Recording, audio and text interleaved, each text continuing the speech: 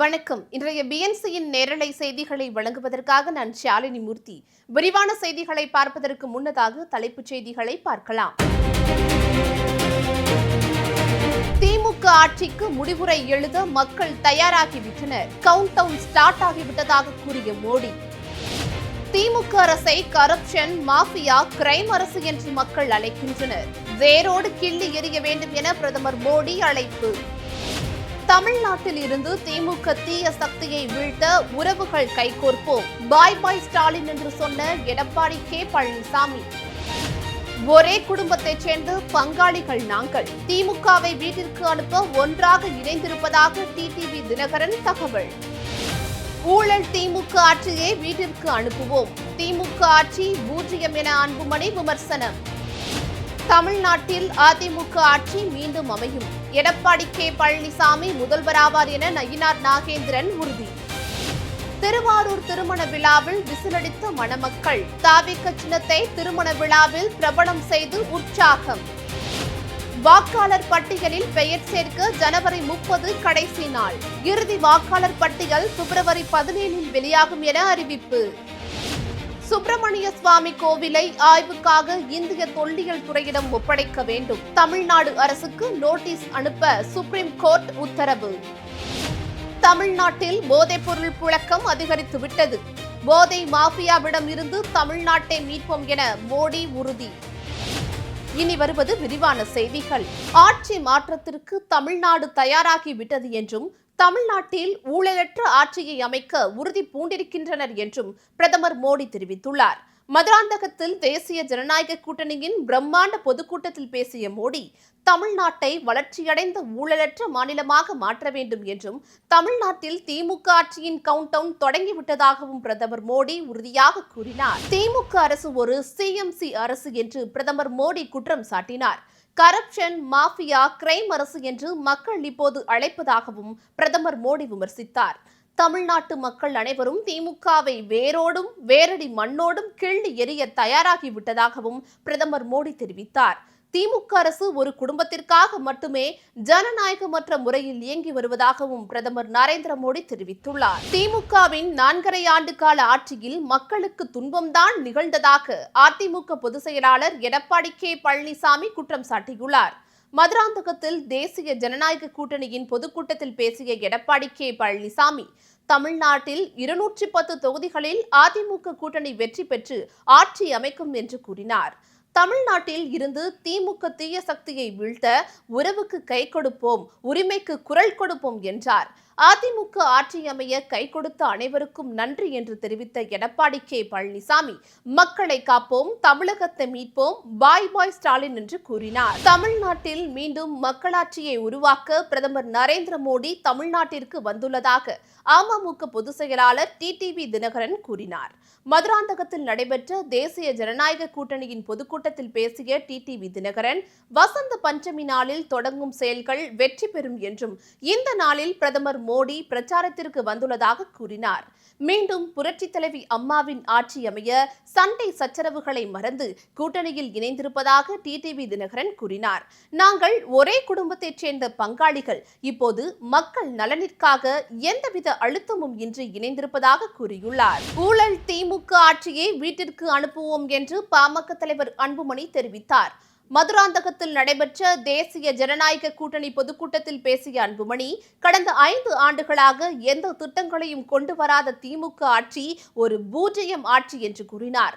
தகுதியற்ற ஊழல் அரசான திமுக அரசை இன்னும் 2 மாதங்களில் வீட்டிற்கு அனுப்புவோம் என்று கூறியுள்ளார். தமிழ்நாட்டில் அதிமுக ஆட்சி மீண்டும் அமையும் என்றும் அதிமுக பொதுச் செயலாளர் எடப்பாடி கே பழனிசாமி மீண்டும் முதலமைச்சர் ஆவார் என்றும் துணை பொதுச் செயலாளர் KP முனுசாமி, தமிழக பாஜக தலைவர் நயினார் நாகேந்திரன் தெரிவித்துள்ளனர். தேசிய ஜனநாயக கூட்டணியின் பிரம்மாண்ட பொதுக்கூட்டம் பிரதமர் நரேந்திர மோடி அவர்களின் தலைமையில் செங்கல்பட்டு மாவட்டம் மதுராந்தகத்தில் நடைபெற்றது. அதிமுக பொதுச் செயலாளர் எடப்பாடி கே பழனிசாமி பொன்னாடை அணிவித்து திருப்பரங்குன்றம் முருகனை நினைவு பரிசாக வழங்கியுள்ளார். இந்திய தேர்தல் ஆணைய உத்தரவுப்படி 1/1/2026 தேதியை தகுதி நாளாக கொண்டு 18 வயது நிறைவடைந்தவர்களை வாக்காளர் பட்டியலில் பெயர் சேர்க்க ஏதுவாக வருகிற 30ஆம் தேதி வரை கால அவகாசம் நீட்டிப்பு செய்யப்பட்டுள்ளது. இதுவரை தமிழ்நாட்டில் வாக்காளர் பட்டியலில் பெயர் சேர்க்க வேறு ஊர் மாறியவர்கள் இந்த வாய்ப்பை தவறவிட வேண்டாம். புதிதாக பெயர் சேர்த்தல் படிவம் 6, பெயரை நீக்குதல் படிவம் 7, வாக்காளர் பட்டியலில் திருத்தம் செய்தல் போன்றவற்றிற்கு படிவம் 8 போன்ற படிவங்களை பெற்று பூர்த்தி செய்து வாக்காளர் பட்டியலில் தங்களின் பெயர்களை சேர்த்துக் கொள்ளலாம். இறுதி வாக்காளர் பட்டியல் 17/2/2026 அன்று வெளியிடப்படும் என தெரிவிக்கப்பட்டுள்ளது. மதுரை திருப்பரங்குன்றம் சுப்பிரமணிய சுவாமி கோவிலை ஆய்வுக்காக இந்திய தொல்லியல் துறையிடம் ஒப்படைக்க வேண்டும் என்பதை வலியுறுத்தி உச்சநீதிமன்றத்தில் தொடரப்பட்ட வழக்கில் விளக்கம் அளிக்குமாறு மத்திய மாநில அரசுகளுக்கு உத்தரவிடப்பட்டு உச்சநீதிமன்ற நீதிபதிகள் நோட்டீஸ் அனுப்பியுள்ளனர். திருப்பரங்குன்றம் விவகாரம் தொடர்பாக உச்சநீதிமன்றத்தில் இந்து தர்ம பரிஷத் சார்பில் தாக்கல் செய்யப்பட்ட மனுவை விசாரித்த நீதிபதிகள் மத்திய அரசு, தொல்லியல் துறை மற்றும் தமிழ்நாடு அரசுக்கு நோட்டீஸ் அனுப்ப உத்தரவிட்டனர். குடியரசு தினத்தை முன்னிட்டு வருகிற 26ஆம் தேதி தமிழகம் முழுவதும் டாஸ்மாக் கடைகளுக்கு விடுமுறை அறிவிக்கப்பட்டுள்ளது. மீறி கடைகளை திறப்பவர்கள் மீது கடும் நடவடிக்கை எடுக்கப்படும் என எச்சரிக்கை விடுக்கப்பட்டுள்ளது. தமிழகம் முழுவதும் உள்ள 38 மாவட்டங்களில் 4829 டாஸ்மாக் கடைகள் செயல்பட்டு வருகின்றது. டாஸ்மாக் கடைகளில் தினந்தோறும் சுமார் 100 கோடிக்கும் மேல் மது விற்பனை நடைபெற்று வருகிறது குறிப்பிடத்தக்கது. அனுமதி பெறாத மாம்பழம் சின்னத்தை மேடையில் பயன்படுத்துவதா?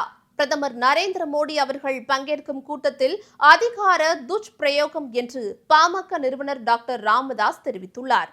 இந்திய தேர்தல் ஆணையத்தின் விதிமுறைகளின்படி தற்போது பாட்டாளி மக்கள் கட்சிக்குள் நிலவும் தலைமை போட்டியால் மாம்பழம் சின்னம் குறித்து இன்னும் இறுதி முடிவு எடுக்கப்படாமல் நிலுவையில் உள்ளதாகவும் டாக்டர் ராமதாஸ் பதிவிட்டுள்ளார். 65,000 குற்றவாளிகள் தரவுடன் செயல்படும் AI ஸ்மார்ட் கண்ணாடிகளை டெல்லி காவல்துறை பெறுகிறது. சந்தேக நபர் அல்லது குற்றவாளிகளை பார்த்தவுடன் உடனடி எச்சரிக்கை வழங்கும் இந்த கண்ணாடிகள் கூட்டத்தில் மறைந்திருப்பவர்களையும் நொடியில் அடையாளம் காணும். அதிகாரி அணிந்த கண்ணாடி முன் சந்தேக நபர் கடந்து சென்றால் மொபைல் திரையில் சிவப்பு பிரேமில் எச்சரிக்கை தோன்றும். குடியரசு தின அணிவகுப்பில் இந்த AI கண்ணாடிகளை டெல்லி போலீசார் பயன்படுத்த உள்ளனர். நடிகர் விஜய் தலைமையிலான தமிழக வெற்றி கழகத்திற்கு இந்திய தேர்தல் ஆணையம் அதிகாரப்பூர்வமாக விசில் சின்னத்தை ஒதுக்கியுள்ளது. கட்சியின் முதல் பெரும் வெற்றியாக கருதப்படும் இந்த அறிவிப்பை தொடர்ந்து தமிழகம் முழுவதும் தாவிக தொண்டர்கள் உற்சாக கொண்டாட்டத்தில் ஈடுபட்டு வருகின்றனர். இதன் ஒரு பகுதியாக திருவாரூரில் நடைபெற்ற திருமண விழா ஒன்றில் மணமக்கள் விசிலடித்து தங்களது மகிழ்ச்சியை வெளிப்படுத்திய வினோத சம்பவம் அனைவரின் கவனத்தையும் ஈர்த்துள்ளது. 2026 தமிழக சட்டமன்ற தேர்தலுக்கான அரசியல் களம் தற்போது ஒரு 4 முனை போட்டியாக உருவெடுத்துள்ளது. இதில் தேமுதிக கிட்டத்தட்ட கேம் சேஞ்சராக உருவெடுக்கும் நிலையில் உள்ளது. கடந்த 2021ஆம் ஆண்டு நடைபெற்ற சட்டசபை தேர்தலில் அதிமுக கூட்டணியில் தேமுதிக இணைந்து போட்டியிட்டது. இந்த நிலையில் 2026 சட்டசபை தேர்தலில் யாருடன் கூட்டணி அமைத்து போட்டியிடுவது தேமுதிக இன்னமும் உறுதிப்படுத்தாத நிலையில் உள்ளது.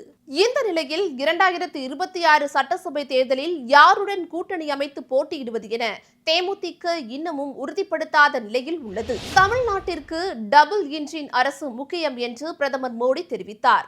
தொழில் முதலீடுகளை ஈர்க்க மத்திய அரசோடு இணைந்து இசைவாக பயணிக்கும் அரசாங்கம் அவசியம் என்றும் பிரதமர் மோடி கூறினார். மத்திய அரசின் முத்ரா திட்டத்தின் மூலம் பல லட்சம் மக்கள் பலனடைந்திருப்பதாகவும் பிரதமர் மோடி தெரிவித்துள்ளார். தமிழ்நாட்டில் ஜெயலலிதா தலைமையிலான ஆட்சி காலத்தில் குற்றங்கள் கட்டுப்படுத்தப்பட்டதாக பிரதமர் நரேந்திர மோடி அவர்கள் தெரிவித்துள்ளார். திமுக ஆட்சியில் பெண்களுக்கு பாதுகாப்பு இல்லாத நிலை உள்ளதாகவும் போதைப்பொருள் புழக்கம் அதிகரித்து விட்டதாகவும் பிரதமர் மோடி குற்றம் சாட்டினார். தேசிய ஜனநாயக கூட்டணி அரசு அமைந்த பின்னர் பெண்களின் பாதுகாப்பை உறுதி செய்வோம் என்றும் பிரதமர் மோடி உறுதியளித்துள்ளார். நீலகிரியில் வனப்பகுதியில் காட்டுத்தீ ஏற்படுவதை தடுக்க முன்கூட்டியே வன சாலைகள் இருபுறமும் தீ தடுப்பு கோடுகள் அமைக்கும் பணி தீவிரமடைந்துள்ளது. கடந்த 20 ஆண்டுகளுக்கு பிறகு வரலாறு காணாத உரைப்பனி பொழிவு காரணமாக நீலகிரி மாவட்டத்தில் உள்ள வனப்பகுதிகளும் முதுமலை புலிகள் காப்பகம் மற்றும் சுற்று வட்டார வனப்பகுதிகளில் உள்ள மரங்கள், செடி கொடிகள் கருக துவங்கியுள்ளன.